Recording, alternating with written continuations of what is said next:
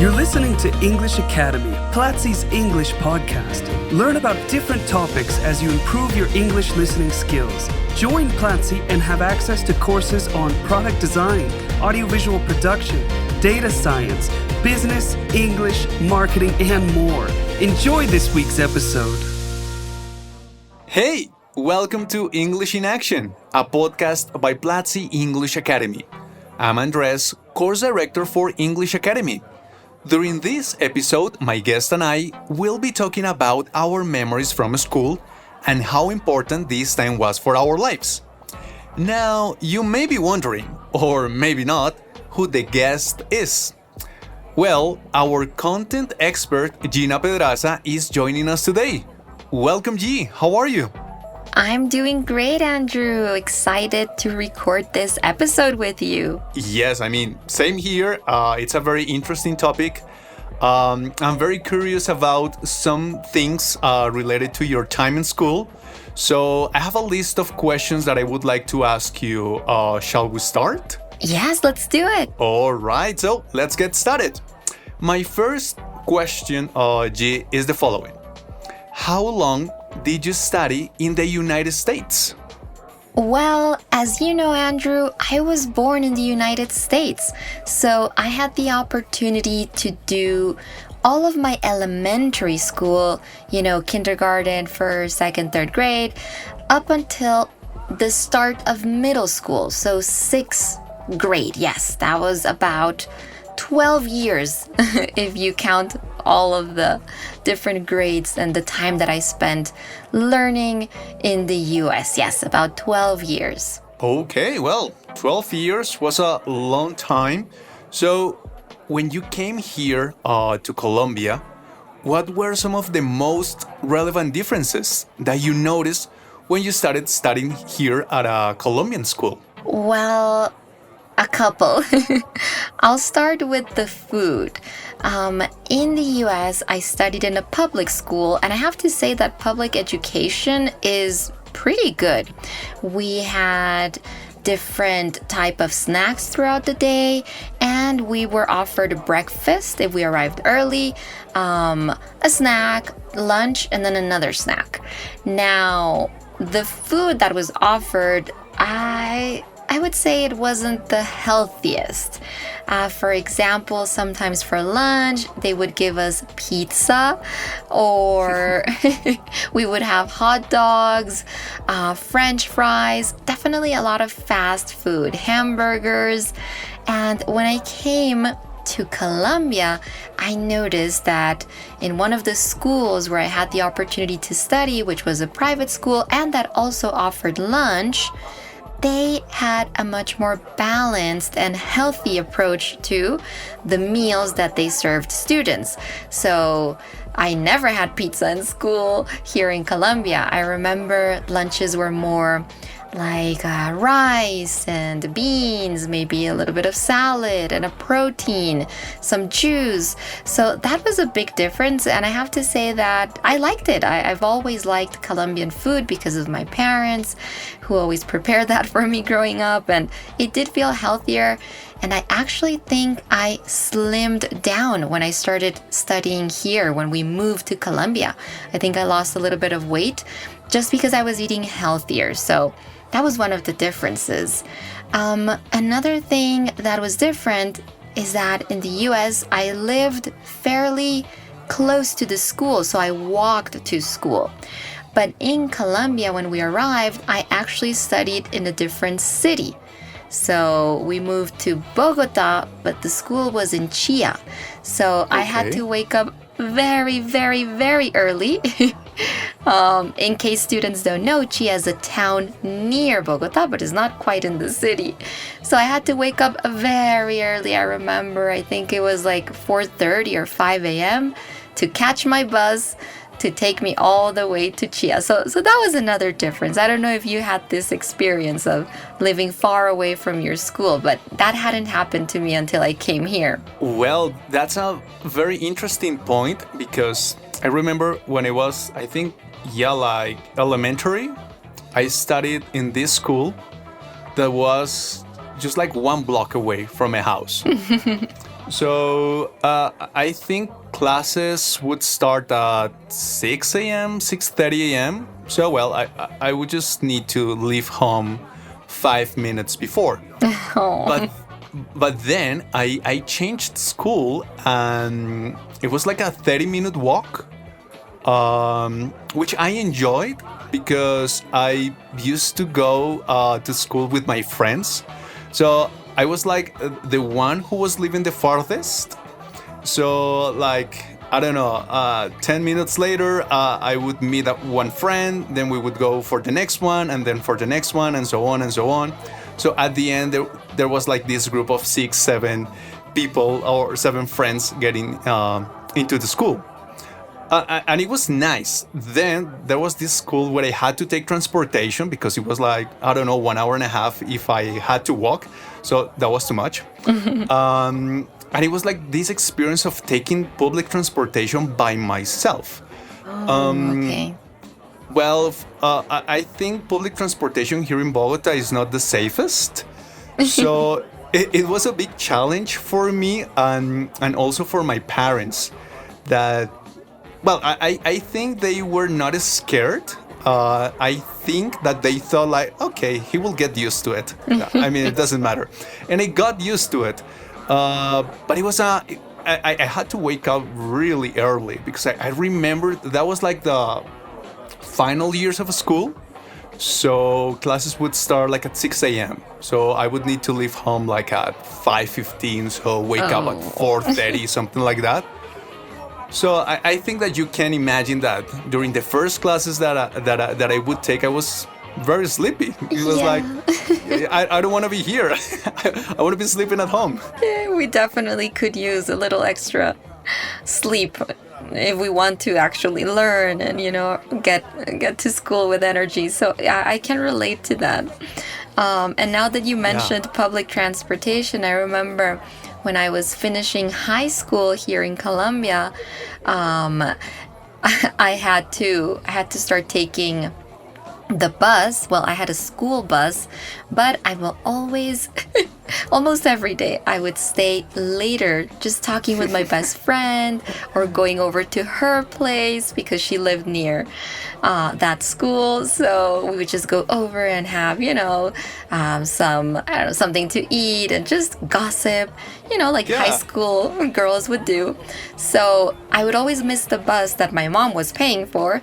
So one day she said, okay, if you're not going to take the school bus, then I'm going to stop paying for it and you start taking the regular public bus.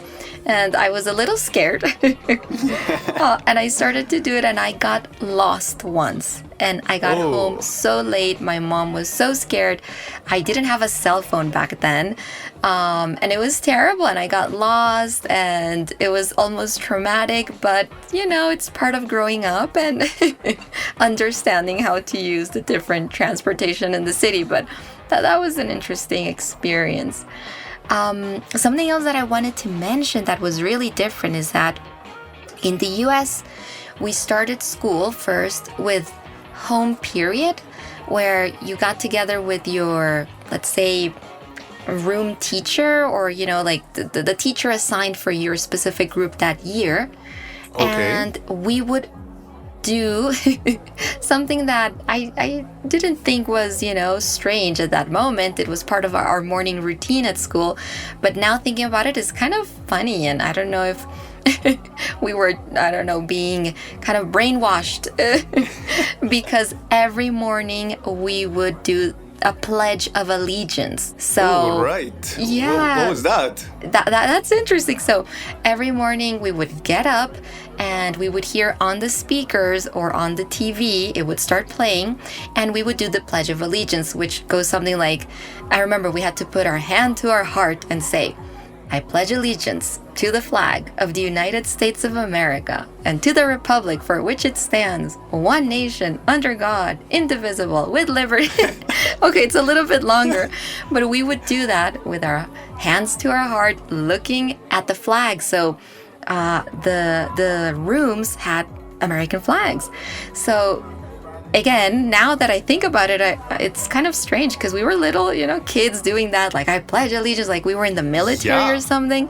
That was funny, and it happened every single morning.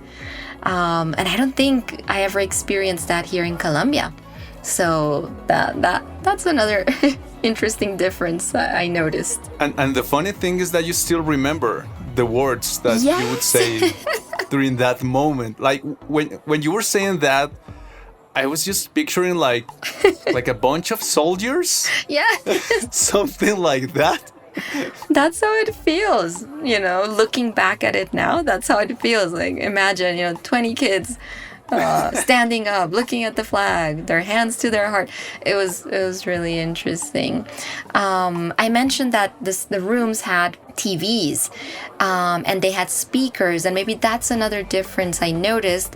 Public schools in the US definitely have a better infrastructure than most schools here in Colombia, I would say.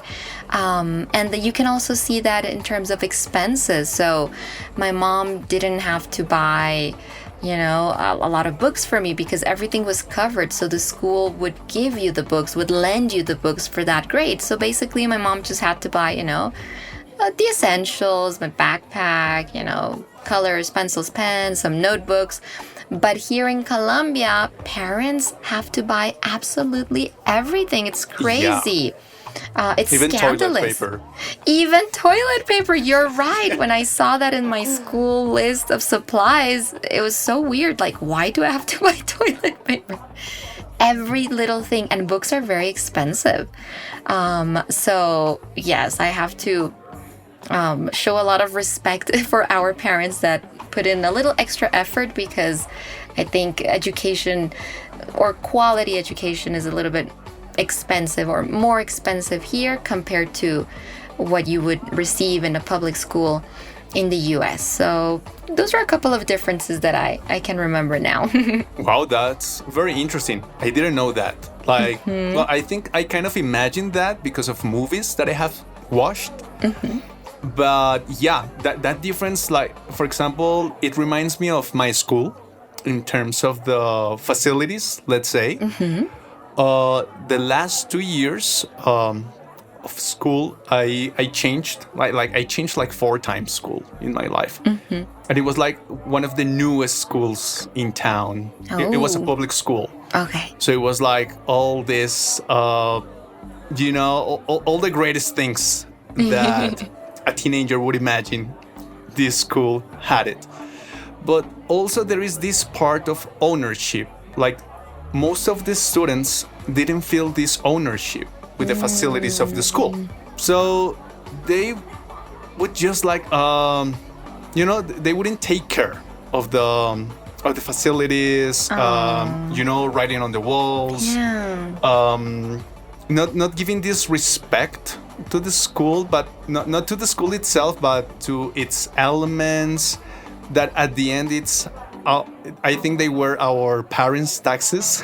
Definitely, yeah. And basically, the taxes that we pay now as adults, they are used for the education, like nowadays. So how about in terms of ownership there in the States? Like, did you feel that the rest of the students, like your friends, had this ownership for school? I hadn't thought about that, but if I think about the building, if I think about the classroom, the state or the condition of the different items that we used, everything was taken care of. Yeah, I think we did have an understanding that we weren't going to go and ruin school property. I didn't think it felt like ours, but it did feel like it's school property and you respect it. And that was something that I noticed when I came to Colombia, is that there was like writing on the bathroom doors. And I found that to be very funny. And I went to 2 schools here in Colombia. And one was a little bit more expensive and had, it was a big school with a lot of different buildings and a big football field. And then the other one I went to was also private, but much smaller, much more like a neighborhood school. And in both cases, I saw similarities that I think are much more cultural than anything, because yeah, in the US we kind of, well, I'm speaking from my time there. I don't know. Times have changed. But growing up, I think we did respect school property, and I don't remember seeing things damaged or broken or intentionally trying to ruin something in the school. Also, maybe the adults working there, like the administration, was also, I don't know, maybe more aware of how to take care of things, or much more on top of that. We had janitors that we saw all the time. So yeah, I think when you see something is well taken care of, instinctively you want to continue to take care of it. You want to keep it. Yes, you want to keep it. And on the contrary, when you see that something is old, broken, then you kind of don't think that it's worth trying to preserve it.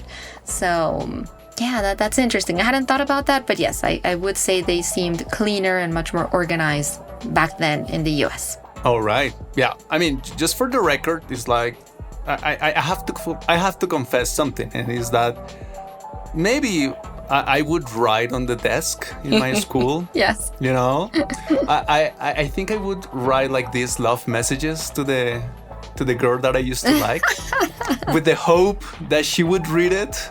Oh my God. And say like, oh wow, who wrote this to me? It was a declaration of love on the desk. Yeah. So if she's listening to this, like almost 15 years later, I was the person. She will know who it is. So now let's talk about classes. Mm-hmm. I mean, classes is like a very important part of going to school. Yeah, you would think, yes. I would say so, but yeah. But were you interested in all the classes that you took? No, not really. And this is something that I wish we could change.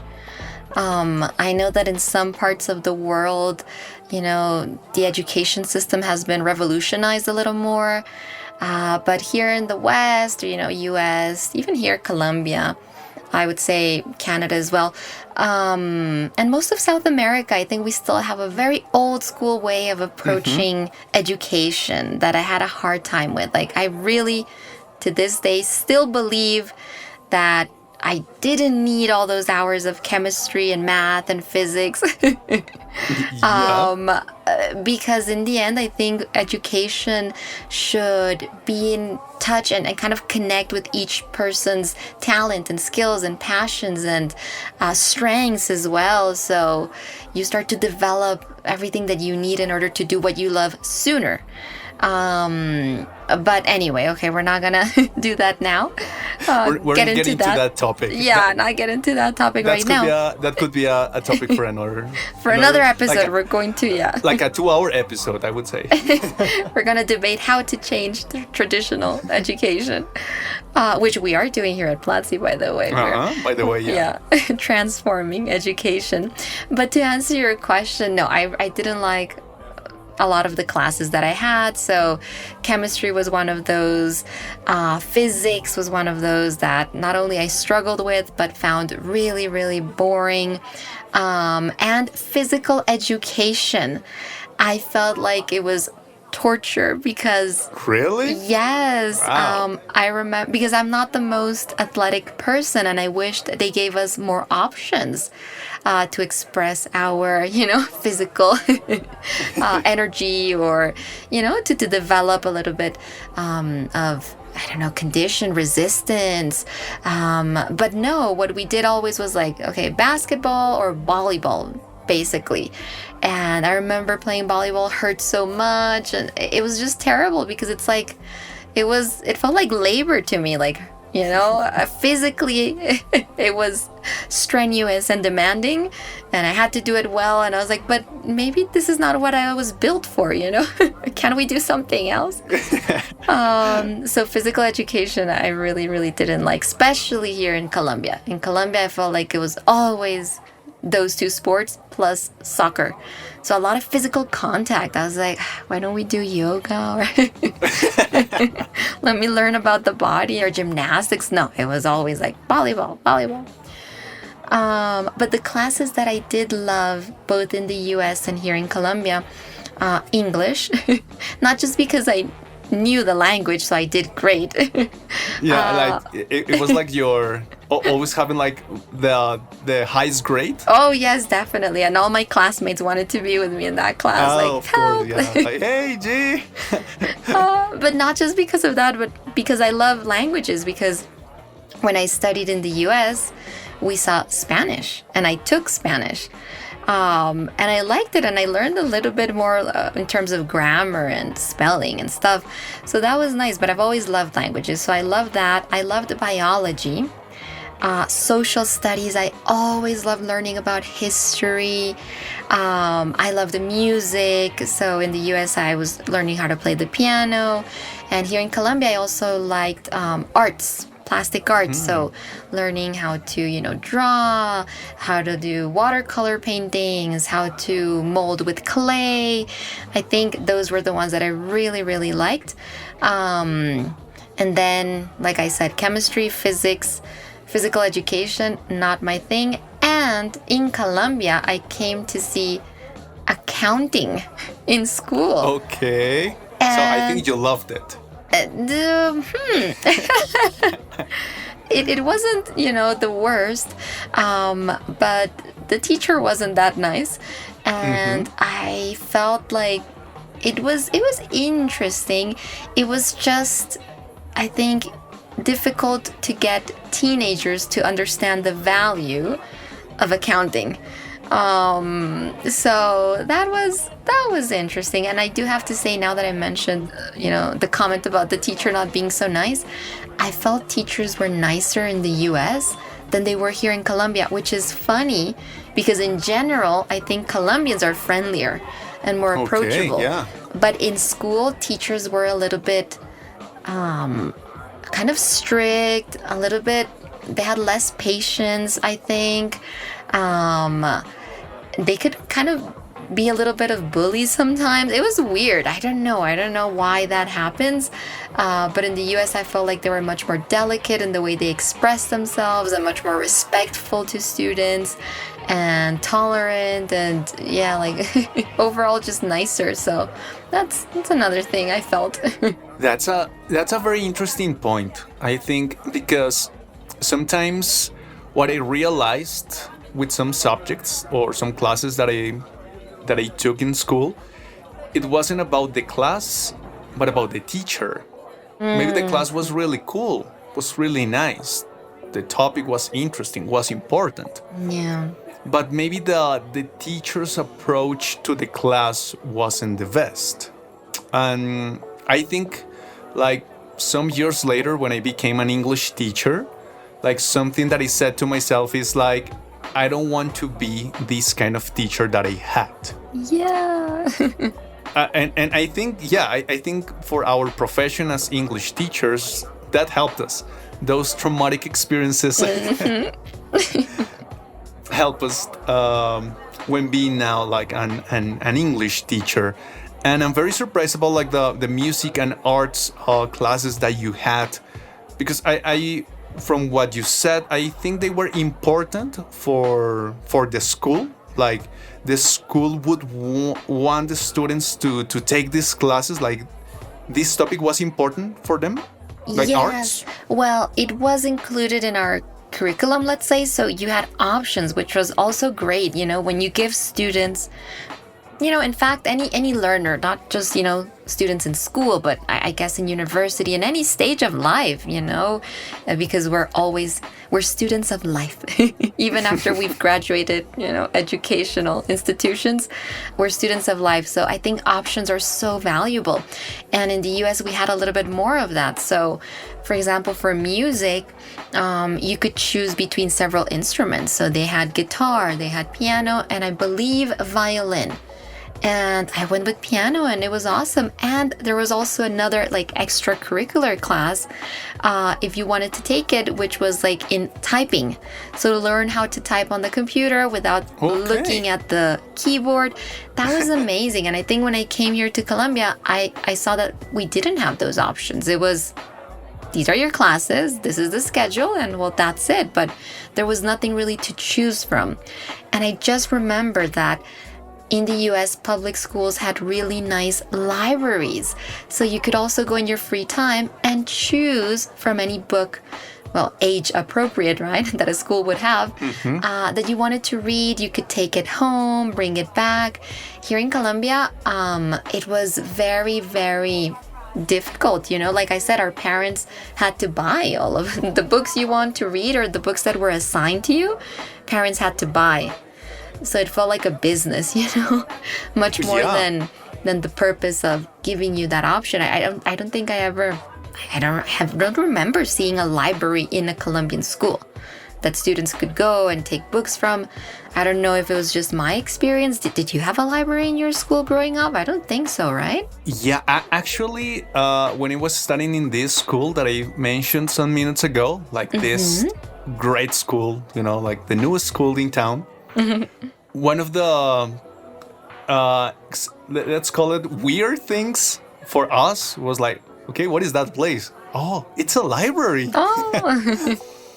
And here's a funny thing is like many students would go to the library because the chairs were very comfortable. No. So they would go there to sleep.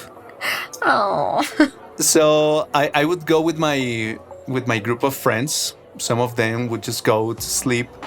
But then I think it was the first time that I got interested in reading. Oh. But and not as an obligation. Yeah. Because I took Spanish classes and they would say, hey, you must read this book and Yes. whatever. They were nice books, I remember. I think they are nice now. They were like some Gabriel Garcia Marquez books. But back in the day, I was not interested in that. It was like, this is super boring. Like, I don't want to read this. So I would go to the library and I would read something that I would be interested in. So I remember like reading some things about music, musicians, and it was really cool, like having those books, let's say, for free there. So it was a nice feature, let's call it, in that school. But its importance wasn't it wasn't as important as it should be for most of for most of people or for most of friends that I had in the school. They would just go to the library to sleep. That's it. Take a little nap. But but it was a cool moment, let's say, like me finding the library in the school. And that kind of connects with my next question, which I think is one of the most important parts during the school time, and it's our social life. So how about your social life? Well, in the United States, here in Colombia, what was it different? Like the kind of friends that you had, those kind of interactions, were they different? Oh yeah, definitely. I felt like in the US, my school friends, I'm trying to remember their names, because it was a long time ago, but I remember there was Rosemary, and I had a friend named Axel, and I had a friend named... Rose? Axel Rose? No. No, she was Rosemary, he was Axel, two different people, but yeah, funny connection there. And I remember that my friends, there was more diversity. So Rosemary is... I don't know if she's alive. I don't know. Hopefully, is African American. Hopefully, I think she's listening to us. Hey, Rosemary. She might be. And then Axel, I believe his parents were somewhere from Latin America. And I had another friend, I think her name was Jenny, and her parents were also from another part of South America. So it felt like there was a lot of diversity in my group of friends. When I came to Colombia, basically everybody was just from Bogota and their parents were from Bogota. Maybe somebody had a parent from Medellin or something like that, but everybody, we kind of had similar backgrounds. So that was, that was something that I felt. And then another thing is that, well, my last year studying in the US, we were living in Miami.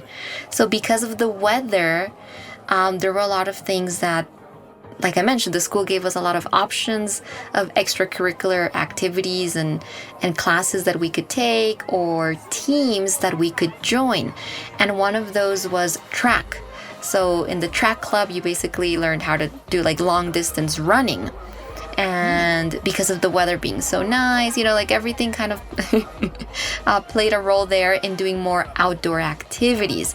So I remember that my friend and I joined the track club, and in the afternoons when we finished studying in school, like our school, let's say classes had ended, we went to track club and we ran, and then we went out for an ice cream. And on the weekends, then I lived in the complex where I lived. We had a swimming pool, so we would go swimming. Here in Colombia, I felt like the plans were much more, or here in Bogota at least, because of the weather as well, the plans were much more like indoor plans. Absolutely. So yeah. going to my friend's house for I don't know, a light dinner or like an after school snack, and chatting and listening to music, but it was more indoor. And I think also there's an element of feeling, maybe our parents felt that it was safer for us to stay in school later and then walk home because it was close. But here maybe they would prefer like, no, come home and where I can see you, where you're safe, Yeah. and hang out here. So yeah, those are kind of some differences in terms of socializing with your friends there and here. Yeah, I think that you perfectly described my afternoons after school. Just going to one of my friends' house, playing video games, listening to music, and that was set. Like, I mean, we wouldn't have like money to go like to the mall. I mean, malls back in the day, like they were not that popular. Well, not in my area. So it's like, okay, I mean, just let's go home, let's listen to music, let's play some video games. Yeah. I remember playing Monopoly with my friends as well. Yeah, like for 4 hours, 5, 6 hours. It's like, this is insane. Like, On a school day, a school night? yeah, like, Or on the like weekend? after school. After school. So we would finish school like at 12:30, then go home, play Monopoly till 6 p.m., 7 p.m. Okay, you would end early. Yeah, absolutely. Because they would need to go to their houses, because my place was like the place to play Monopoly. That was my house. And yeah, I mean, I think like we are just like reliving these memories from school. Some of them very nice, and I think some of them are really cool to see now as adults, like that we get to analyze what was going on. For example, what you mentioned with the food, that it was a little bit unhealthy in the States. But I think that was something that you realized now, not as a child. Oh, I think as a definitely. child you were super happy to have that as snacks. Pizza. Yes. Yeah, okay. Yeah, I mean, same happened to me in terms of what I was mentioning with reading. For me, those Spanish classes, they were boring. But now I see, or now I can say like, wow, okay, those texts are really cool, are really interesting. But I noticed that now as an art. So to finish with G, I have one more question for you. So if you had the chance, what moment in school would you like to live again? Wow, I hadn't thought about that. Sometimes... What is the first memory that comes to your mind? even if it's an embarrassing moment. Oh no, not the embarrassing ones. I don't want to relive that. I guess I remember here in when I got back. When we came to live, when we moved indefinitely, to live to Colombia, to Bogota with my family. I remember that the school, like adapting to the first school that I went to, was was a little bit difficult. I remember because I said some things weird in Spanish. I had never been in a, only Spanish environment. So I remember it was like difficult, but it was funny. Like there were some funny mistakes, and my classmates for the most part were really supportive, like explaining things. And I feel like now as an adult, I have pretty good grammar, pretty good spelling in Spanish, and I pay attention to that. But back then I would make very silly mistakes. But I think that transition was fun. So I'm thinking maybe to relive that, experiencing Colombia or Bogota as something so new. Because I had traveled, half of my family is here, so I always traveled, from States to Bogota for some special celebrations, maybe Christmas or maybe during summer. Like once a year I would come. But still it felt like something kind of new, not fully explored. So getting here had a sense of like excitement. That after a while it just becomes super familiar, and then it's like Like okay, now it's normal for me. Now it's normal. So I don't know if this is just for school, but like a moment of my childhood, I would say, like maybe not just for school only, but in general, like feeling that excitement of really discovering new people, a new place, a new culture, and of course along the way making mistakes and maybe even like offending some people, but just because you don't know, the cultural differences. Exactly. Yeah. But I think that's fun. I think when you live for a long time in one place, you don't have that opportunity. Maybe when you travel, but eventually you come back home. So like adapting to a new setting, that was exciting. So maybe that, yeah. Yeah, that's really cool. And I feel you there, like having that new experience. I didn't have that kind of feeling, like in terms of changing countries. But when I moved to a different school, was like this excitement of wow, like I want to meet some people here, like who are going to be my new friends. What am I going to be doing after school here? Because this is a different neighborhood. So all that kind of excitement that I kind of feel right now, like hey, like I this is how I would feel like back Nervous. in the day. Yeah, but so yeah, I mean, the school. That was a very interesting topic, G. What else can I say? Thank you very much for participating, for accepting the invitation. Oh, of course. Before we go, I have one question for you that I've been thinking about. Okay, go ahead. This, a surprise question. A surprise question. I'm scared. No, it's I guess it's like a comparison between different moments of your life, because I heard a lot of people saying like, oh, school was the best time. Or before graduating, older students would say like, oh, really, take advantage of this time because it's the best of your life, no complications, and then university is tough. But I have to say that one of my best, like funnest moments was when I was in university, not when I was in school. I think because of the independence, because the plans were different, because you were actually, well, hopefully studying something that you were passionate about, that you enjoyed. So how was it like for you? Was it school, one of those cherished moments? Or did you prefer university? Because I see people have different opinions there, but I go with university. It was much more fun for me. Which one do you prefer? That's a very tough question. I think sometimes when we remember school, it's like a false nostalgia. I'm gonna call it. So we only remember the cool things. Yeah. And that our only responsibilities, I mean, we didn't have any responsibilities. It was just like go to school, do the homework. That's it. That was it. But I don't know. I mean, I had some tough times in school. Like that's why I changed a couple of times, because I didn't feel that it was in the right place. Okay. It's like, yeah, like this is, I don't feel okay in this place. my friends would change their behaviors. I mean, we were teenagers. And that's when I took the decision to change. But again, at the end, it was like an okay experience. Then when it got to university, I think I enjoy it more. Even though the first degree that I studied, I didn't like it.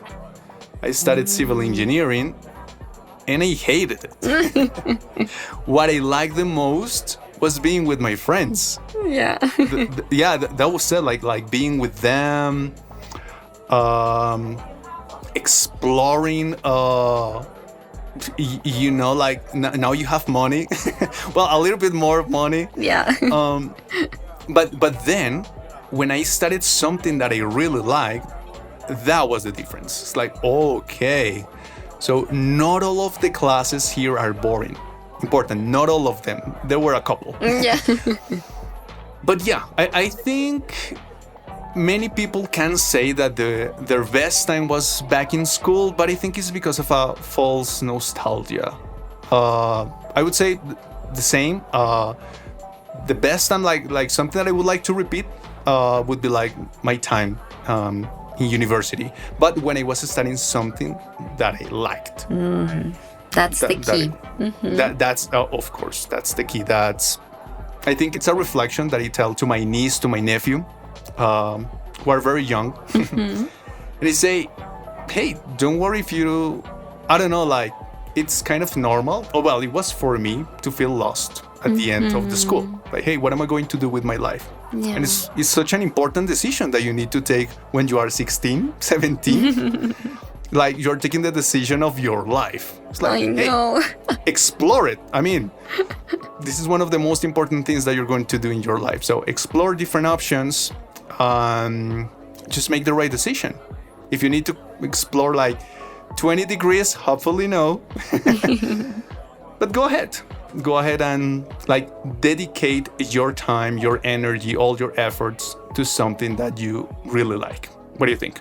I couldn't agree more. Because there's always going to be, activities, projects, classes, whatever that is challenging or that are difficult. But when you're doing something that you can connect with in some level, that really, awakens your curiosity, your creativity, your interest, your intrigue, things can flow much better and evolve, because you're not going to always like the same things, right? But it's a good place to start from. So I know that I guess, and I think, knowing myself, that I wouldn't like to study chemistry at any point or be a chemist, traumatized with chemistry and physics. All the chemistry teachers, I see them making some comments on this episode. Sorry about that. It's just me, It's beautiful. It's part of life. Of so many. No, but you just don't like it, and that's okay. That's not for me. Exactly. It's not for me. So, but I could see myself, someday, learning more about history, taking even just classes, listening to the audio courses that we have here on Platzi about it. I could see that. So I agree 100%. I think it's about not only who you surround yourself with, but doing something that you love, that you like. And if there are any parents listening to us right now, please don't make your kids study something. Let them choose. Like, don't make them. Let them choose what they want to do, to discover what it is that drives them. But don't make them study something out of obligation or thinking that it has more future, you're gonna earn more money. Nah, I think the money comes in second place, and it'll come actually when you do something that you love. You'll do it well, you'll find ways to grow, and then the money won't be an issue. I believe that there's opportunity out there for everyone in different fields. So yeah, interesting. We could go on and on, I think, but enough for today. I think we can have a part 2 of this podcast. For sure. Absolutely, yeah. It's a very interesting topic, and once more, G, thank you very much. It was really cool talking about these things. It was a long time since the last time that I talked about school. like those reflections, those thoughts that we have based on our experiences. So thank you very, very much, G. Oh, no, thank you for inviting me. It was fun taking a walk down memory lane. Yeah. But now it's time which is to always come cool. back. Yeah, it's nice, but now it's time to go back to the present. Yeah, so let's go back. And of course, to all our listeners, thank you very much for listening to English in Action. Stay tuned to a brand new episode next week. Also, remember to go to platzi.com/English Academy to never stop learning. And I will see you next time. Take care. Bye. This was English Academy, Platzi's English podcast. Thanks for listening. Share this podcast if you liked it and let us know which topics you would like for us to discuss in future episodes by going on Twitter and using the hashtag PlatziEnglish.